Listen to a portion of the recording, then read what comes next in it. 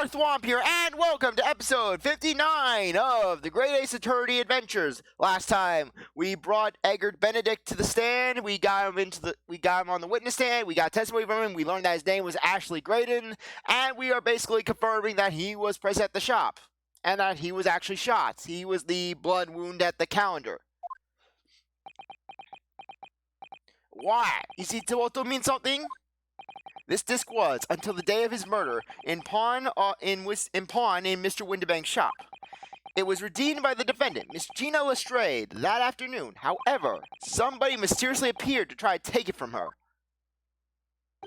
And that somebody was you, of course. Wasn't Mr. Graydon. As I have reiterated numerous times now, you are mistaken. That was not me. I have never seen that disc before in my life. It may have escaped your notice, but there's a small smear of blood on the disc. Oh yes, resulting from an abrasion to the thumb, perhaps. That's right. The surface of the disc is covered in hundreds of tiny metal bumps. In the skirmish to acquire the disc, the thumb of the person who tried to take it suffered minor lacerations. So, while the disc bears the remnants of that skirmish in the form of this smear of blood, the thumb of the person in question must bear the remnants also, in the form of a scratch. Good gracious, indeed it must. Mr. Graydon, you refused to allow a court officer to examine your arm before. Are you now going to refuse to allow us to examine your thumb? Because I have no doubt that it bears a small scratch consistent with the smear of blood on this disc. Well, it would seem I underestimated you. What is the meaning of this? So you admit it now. You admit you have a scratch on your thumb from when you attempted to take the disc from the defendant. Order! Well, Mr. Graydon? It would appear that there has been something of a misunderstanding here. I did not attempt to take the disc, as you put it. No, quite the reverse. What are you trying to say? It's really quite simple, you see. The disc was mine from the outset. Is there some crime in taking an item that you own out of pawn? What? It would seem, Mr. Graydon, that in this piece of evidence, my learned friend has established a link between yourself and the incident. Accordingly, you will tell the court everything you know about this disc now. As you wish. Though I am quite sure it has nothing whatsoever to do with the pawnbroker's matter.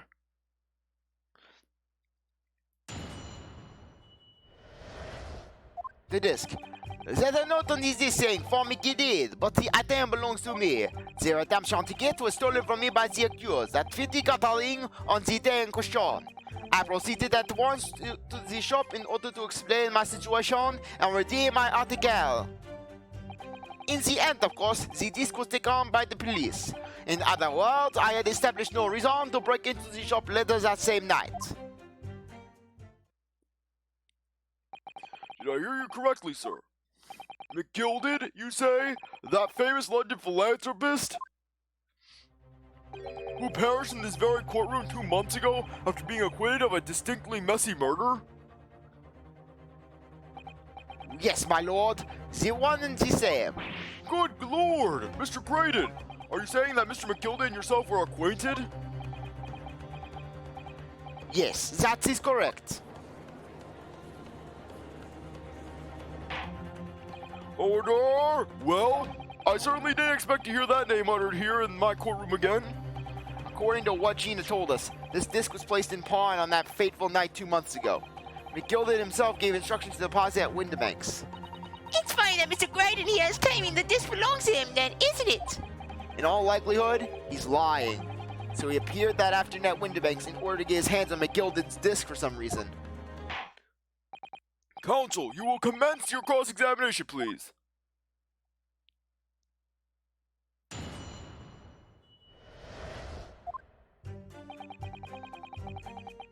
Okay, I believe this is the one that we want.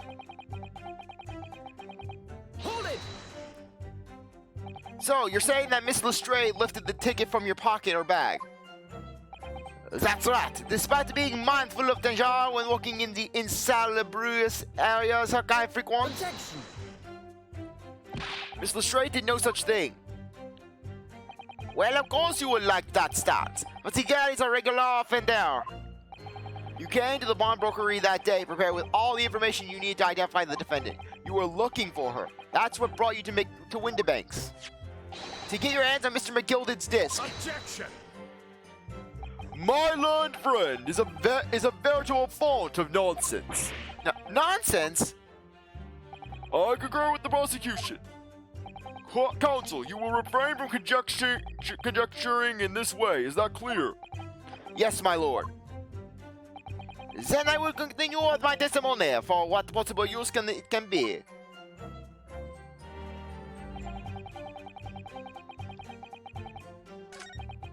Okay, I'm just looking.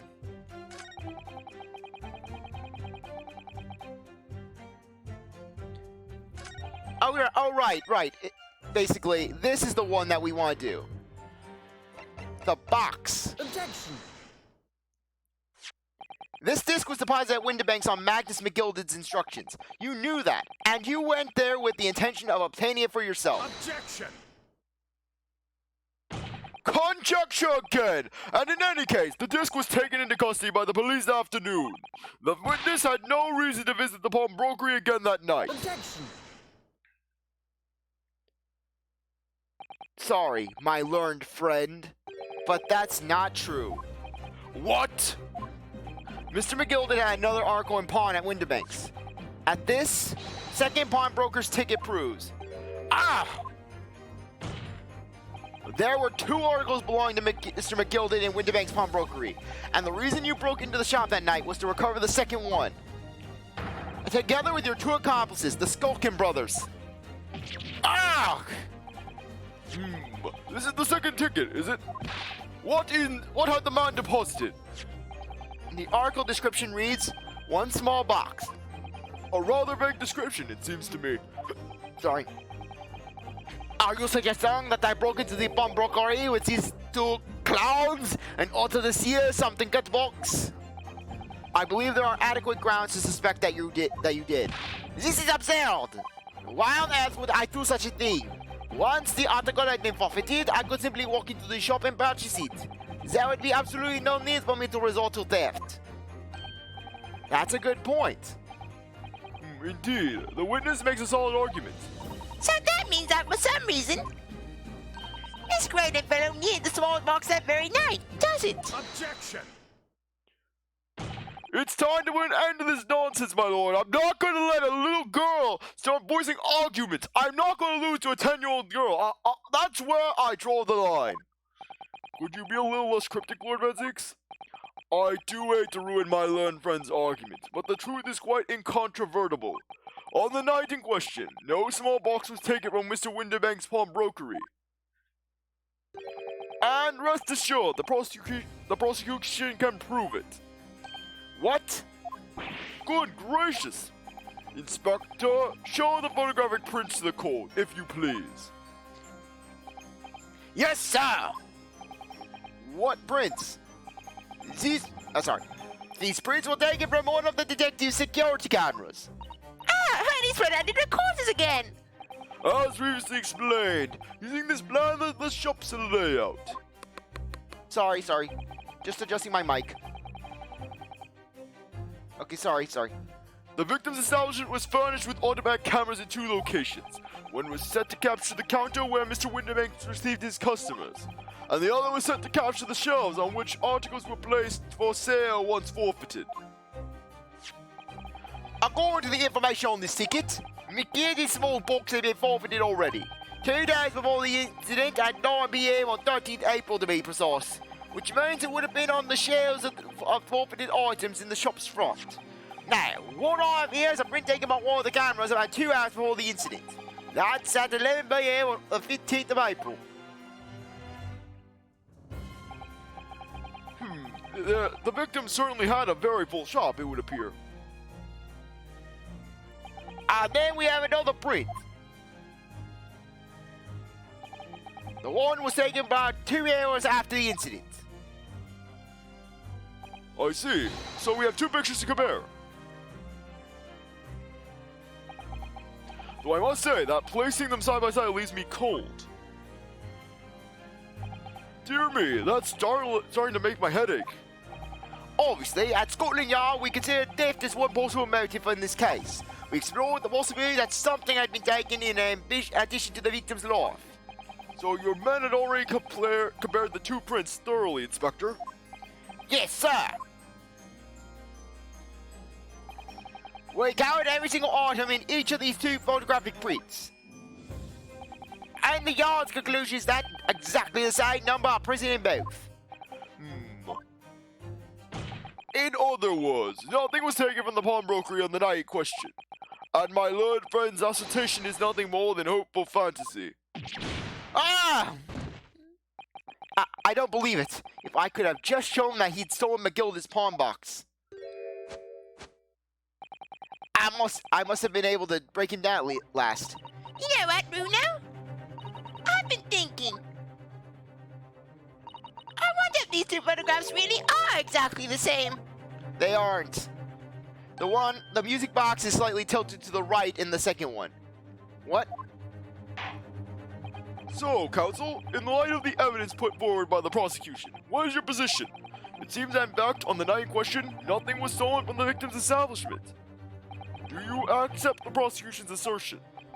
I don't know. Could there be some hidden discrepancy in these two photographic prints somewhere? There is use a piece of evidence. Before I give my answer, my lord, I'd like to try something if I may. Try something? What do you mean, counsel? I'll need to use a certain piece of evidence from the court record to identify the discrepancy. I'm not entirely sure I follow. Which piece of evidence do you intend to use to help you identify the discrepancy between the two prints? Okay, here it is, the stereoscope. I'd like to use this device, my lord, to view the two prints stereoscopically. Oh! Yes, you caught the bug at last. You can't resist, can't you? You've got the crossed eyes compulsion. Juror number 3, what a surprise. Come on, Bruno. Let's put the pictures in place and see what this wonderful contraption shows us. No more cursed iris, please. There we go. Now look to the eyepiece.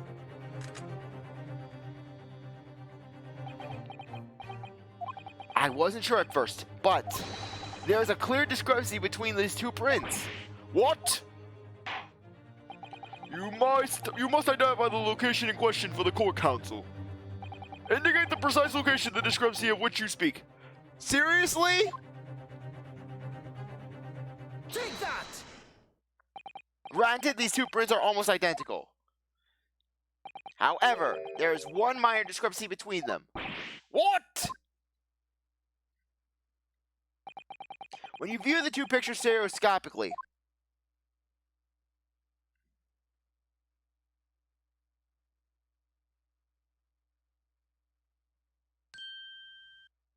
a single area stands out as being different: the location of this small box.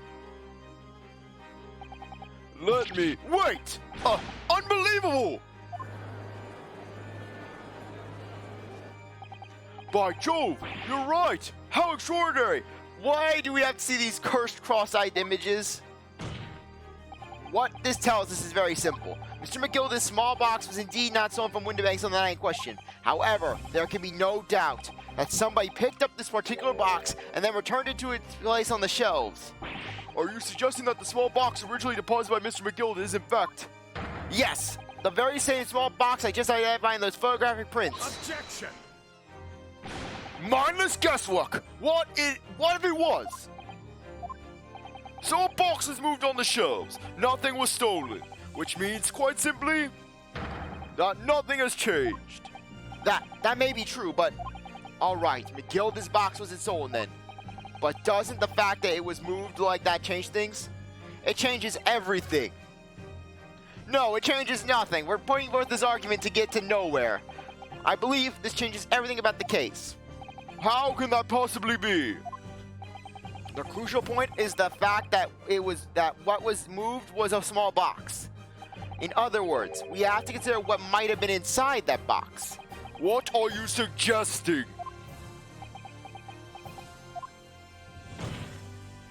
I'm suggesting that we need to examine that box as soon as possible. A vital piece of evidence is sitting on the shelves at Windibank as we speak. Objection! What? That won't be necessary. Some little box belonging to a man who died 2 months ago can't possibly be relevant to this trial. The court does not uphold your objection, Lord Zieks. Bailiff, arrange for an officer to go down to Baker Street at once. Obtain the small box in question and bring it back for further examination.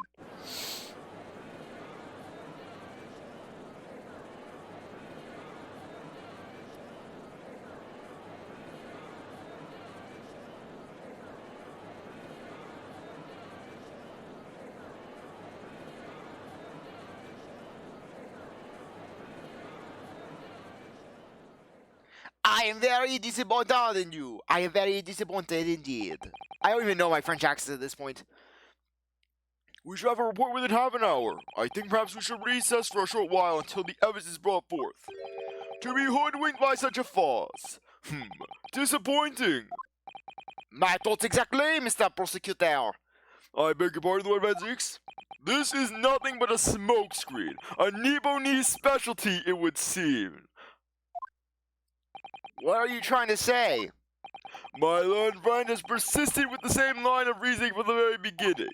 That this witness's intent was to steal an article belonging to Mr. McGilded from the pawnbrokery. Yet common sense tells us that none of the articles have value enough to be worth stealing in the first place.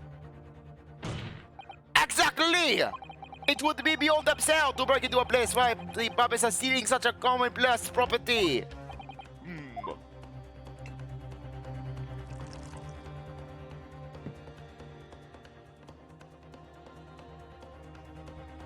If your lordship recalls, Mr. McGilded perished 2 months ago, immediately after the conclusion of his trial. A trial in which he was found not guilty. A trial in which it was established he was the upstanding member of society his reputation implied, in fact. So I propose a toast to my learned friend and his most insightful defense. The articles this upstanding member of society pawned were entirely ordinary. A black overcoat that just happened to have a music box disc in one of its pockets, in a small box. I assure you, I wouldn't accept even if the man tried to make a gift of such things to me.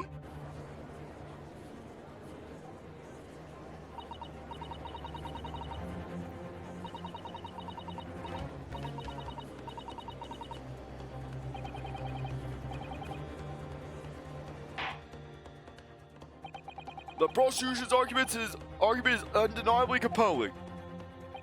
It is incumbent of the defense now to bolster his argument. To explain what possible significance these commonplace articles pawned by this fine citizen could have. Well, counsel, is your argument in fact demonstratable? Are you able to show proof that the disc or the music box in any tangible way relate to the case? Well, What's the matter, Bruno? We know that they're related, don't we? They're both vital pieces of evidence. yes, of course. You and I both know that. We know that McGilded's true character, and we know the disc is significant, even if we don't know why. But if we explain all that to the court at this point, we'll just have to acknowledge that McGilded's acquittal 2 months ago was a mistake. That the defense's argument was flawed, based on false information. Oh no! And that would mean admitting that Gina committed perjury. But Ginny! Could it be that Van Zieks knows? I knew from the start! What do you think I was objecting at the end of that trial? You think I was just waving my arms around and speaking for the sake of speaking? Is that why he's doing this now? Because he anticipated everything? Maybe. This could be a great opportunity for us. Sorry? What do you mean, Iris? Well, what is it that you always say, Bruno? Sooner or later, the truth comes out. Every time. Alright, the exact significance of the things that McGilded deposited with Mr. Windibank is something that only Gina can explain to the court. But if I put her on the stand to testify about that, it could critically damage our chances of winning this case. What's the right thing to do here? My lord, the defense would like to make a proposal. Oh, what proposal, counsel? While the court awaits the arrival of Mr. McGilded's small box, I would like to call the defendant, Miss Legina Lestrade, to the witness stand. The defendant? To what end? It's to do with the various articles deposited at the Windibanks by Mr. McGilded, my lord. Miss Lestrade has information relating to them. I believe it would be beneficial for the court to hear what she has to say. It will prove the significance of the articles in question once and for all. Well, well, things are becoming interesting. I presume you've considered the implications of the testimony you're proposing, in particular the impact it will have on the accused standing, and indeed your own. I have. Lord Van Zieks, would you care to explain that last remark? The prosecution accepts the defense's proposal. I move to interrupt the cross-examination of the current witness and hear from the accused herself. Very well, if you have no objection. So, the court will now hear the testimony of the defendant, Miss Gina Lestrade.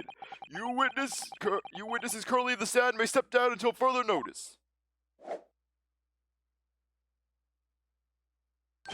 Then I shall bid you good day. Wait. You, sir, shall remain in the stand while Miss Lestrade testifies. As you wish. All right then, Gina. It's time. I know this will be hard, but please, put your faith in me here. Good luck, Bruno.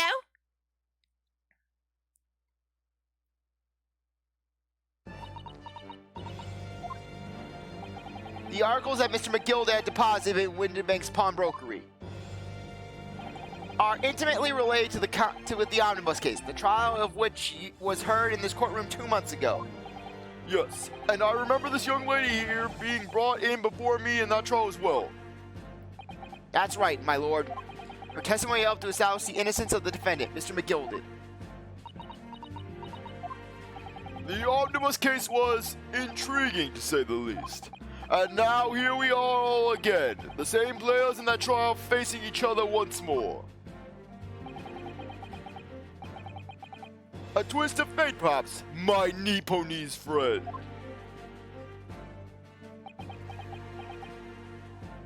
Allow me to recap the events of 2 months ago. An old brickmaker was stabbed to death in an omnibus running along London's winter streets.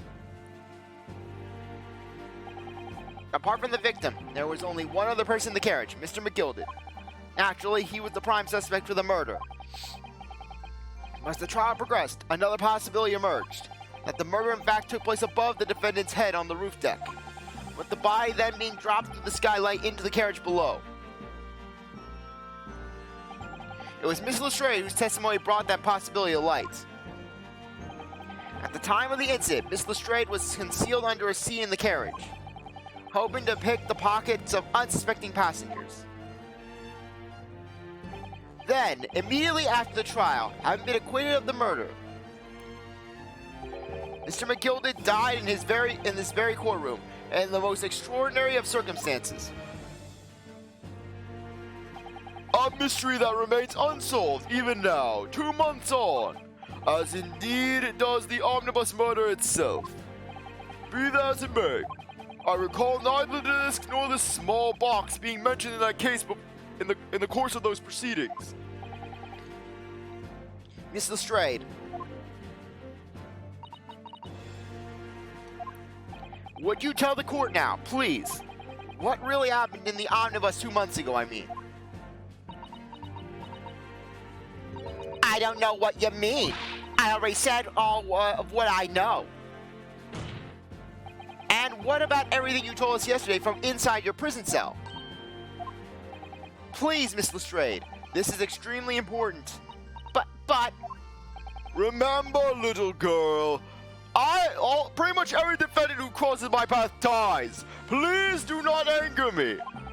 If it transpires that you willfully withheld information in the trial 2 months ago, the Home Office will seek to prosecute you for perjury.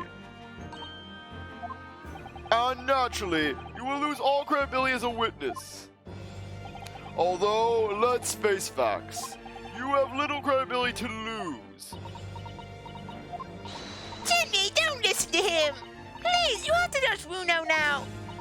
Iris, we're on your side. We're like nationwide. All right then. I'll talk. It's the right choice, Gina.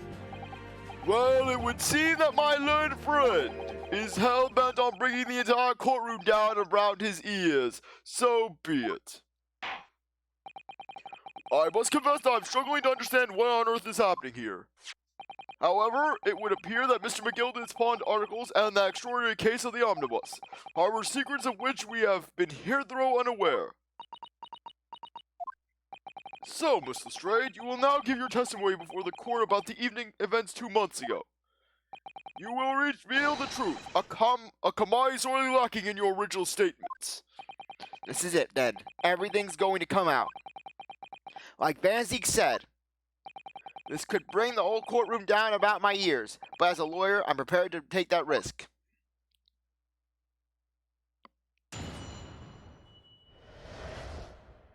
The real truth of the omnibus case. Truth is that Brickmaker Cove was in the cabin of the omnibus the whole time. When the Irishman dragged me out from under the seat, I saw that disc on the floor. All of a sudden, I heard a scream from over my head, and that pair on the roof deck went off to call the slops. That's when McGilded slipped the driver some tin to do a run to the pawn shop around about. He threatened me not to snitch, not to say nothing to no one about what I'd seen or heard. Good grief, this is outrageous!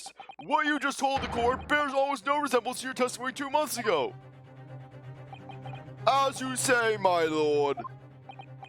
Then there's every chance I may have adjudicated an error in McGilded's trial. It sounds very much to me as if the man deliberately deceived this court in an effort to cover up the most wicked of schemes. Without doubt, your lordship is correct. A great injustice was done in this courtroom 2 months ago, thanks to my learned friend. The actions of the accused in the trial, of this witness, and of my learned friend are entirely inexcusable.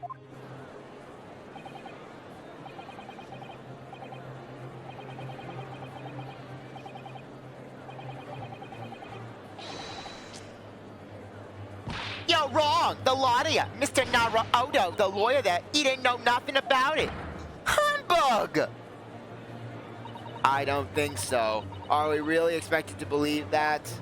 He really stitched everyone up, didn't he? One operation to get that man off scot-free.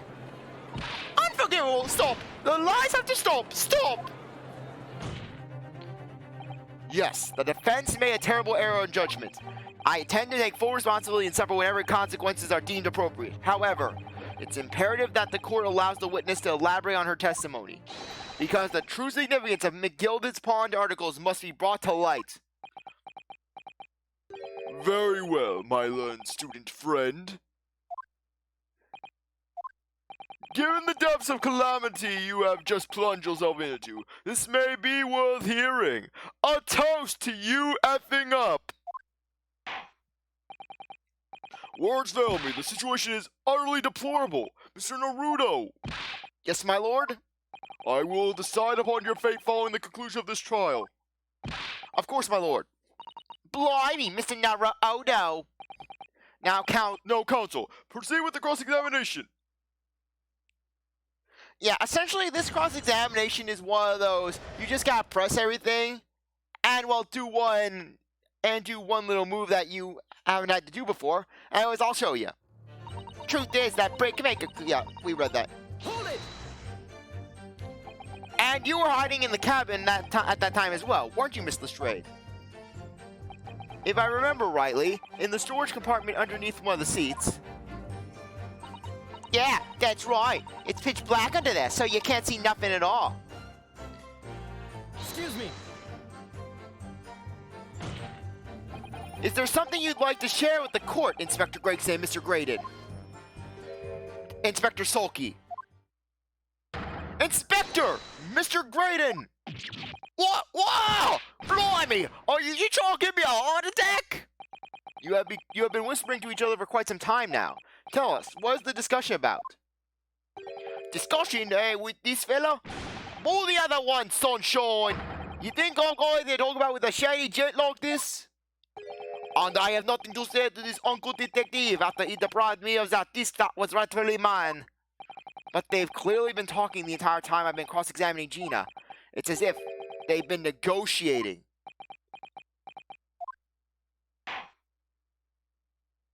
You will kindly refrain from talking amongst yourselves while the witness is giving testimony.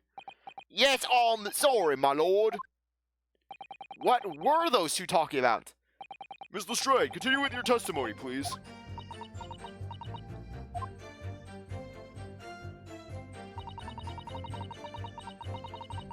Hold it! Was the disc you saw this disc? Yeah, I reckon it was probably was. It was right next to the cove lying on the floor. Could this disc have belonged to the victim, perhaps? I don't know, but McGilded picked it up pretty smartish. And then he sat at the cove with the knife in his belly up on the seat. What did he say to you at the time? He told me not to say a word about what I'd seen or what I heard to no one. About the disc and all. I was dead scared, the way he was looking at me, I thought. If I didn't go along with it, I'd get stuck with that knife too. Then he started asking me a load of questions, like what my name was and what I lived in that.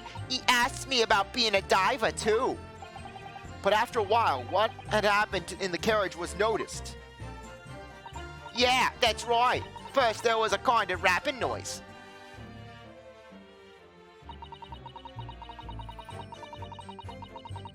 Hold it! There were two gentlemen occupying the seats on the roof deck, I believe. That's right. They must have looked down through the skylight and noticed the cove with the knife in his guts.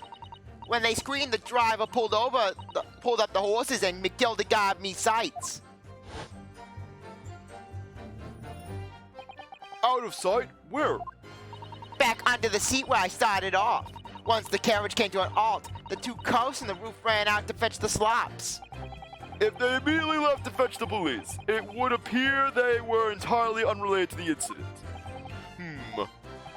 So that left McGilded, the driver, and you still at the scene. Yeah, only the driver didn't know I was there because I was under the seat. I heard the cabin door open and a voice from outside. The driver, yes. He also testified in the trial, I believe. A fellow who went by the name of Beepo, if memory serves. Beepo! Oh, it's still cold even in the flashbacks! Someone help Beepo! Save Beepo!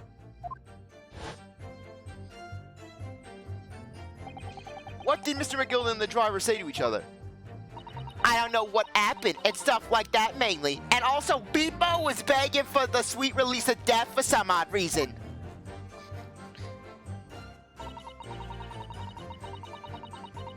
Hold it! That pawn shop obviously being Windibank's on Baker Street. Just a moment, counsel. Do you mean to tell me that the driver gave false testimony in the trial as well? Perhaps the excursion up to the pawnbroker slipped his mind when he was in the stand. Indeed, Lord Zieks. McGilded took off his coat and gave it to the driver. He folded it up all careful-like before handing it over. When I saw him do that, I remember thinking, that coat and what in it gotta be worth a few bob. Yes, Gina was sure the disc must be worth more than Mr. Windibank was suggesting, wasn't she? I remember her quibbling with him over the price that afternoon at the pawnbrokery. The driver looked pretty happy when McGilded flashed him some brass in his face. He went running off in a lick. Then the bog trotter came to me and called to me and told me to come out from the drag's cabin.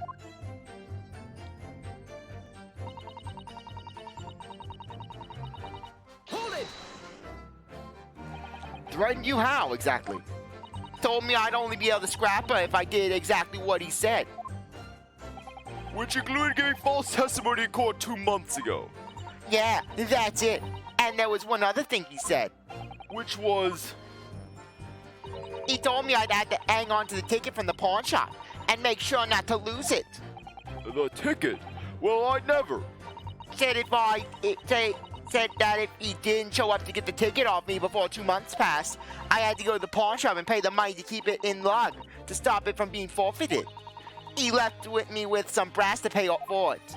But really, why on earth would Mr. McGilded have done such a thing?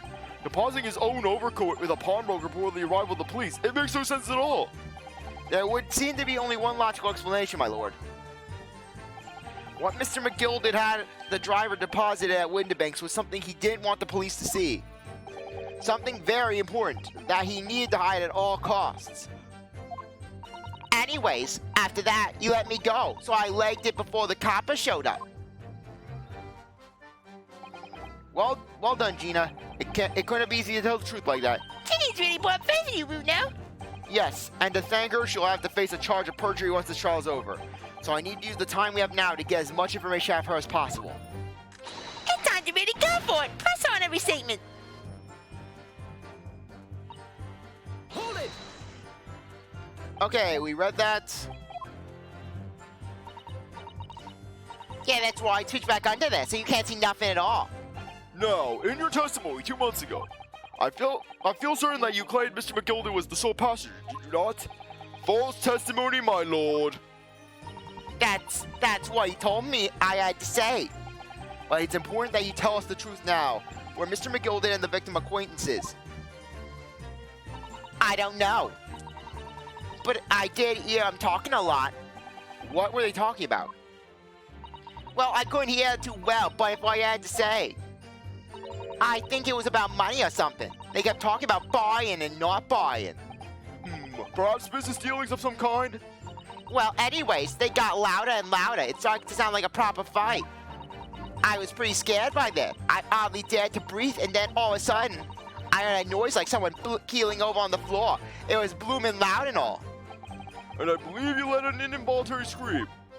Yeah, that's what gave me away. Thank you, Miss Lestrade. Thank you, counsel. I've heard enough. And I think now is a good time to end the episode off. Anyways, I really appreciate you sticking around to watch this episode. You're a great viewer, and I'll be coming back for the next one. If you... darn it, press the wrong button. No. Anyways, I really appreciate that you stuck around. Anyways, what was I saying? Okay, back to the intro. Yes. Anyways, I really appreciate that you stuck around to watch this episode. You're a great viewer, and I'll be coming back for the next one. If you like this video, like, subscribe, comment, share, do whatever you want. And with that, I'll see you next time. Bye.